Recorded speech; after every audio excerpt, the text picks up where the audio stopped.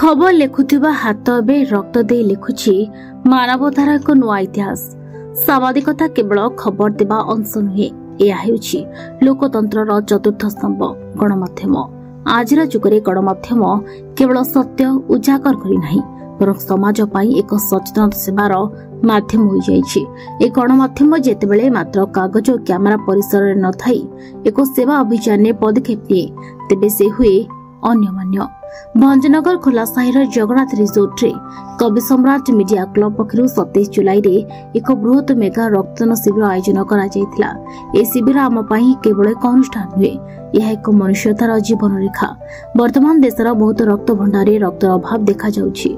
रक्त अभावरु प्रतिदिन देश में शताधिक जीवन नष्ट हेउछि। गर्भवती माने, थैलेमिसिया रोगी, आकस्मिक दुर्घटनार शिकार, अनेक लोक रक्त मिलुथिबारु मृत्यु मुखरे पडुछन्ति।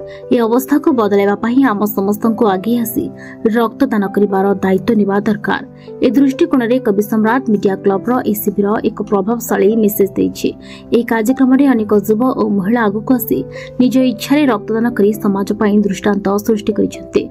ए शिविर रे मोट 15 यूनिट रक्त संग्रह होइतिला, जे कवि सम्राट मीडिया क्लब पई एक बड़ सफलता।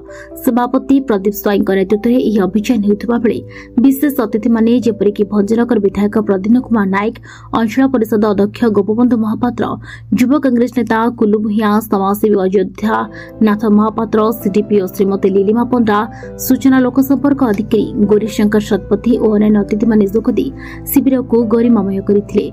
रक्तदाता मानकु सम्मान पत्र, ट्रॉफी और अभिनंदन सहित गरिमामय भाव में सम्मानित करा जायतिला।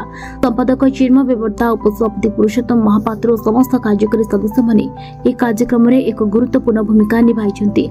विकसित भारत न्यूज पक्षरु आमे कवि सम्राट मीडिया क्लब और समस्त सांबादिकंकु ए मानवतामय कार्य पई हृदयरु साधुवाद और अभिनंदन जणाउछु।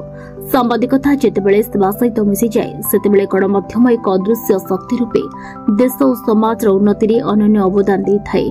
भंजनगर पुरुषोत्तम महापात्र और दुष्मत प्रधान की रिपोर्ट, विकसित भारत न्यूज। अधिक खबर पाई सब्सक्राइब करंतु आम चैनल विकसित भारत न्यूज एवं अधिक खबर पढ़िबा पाई विजिट करंतु आम वेबसाइट को www.viksit-bharatnews24.com।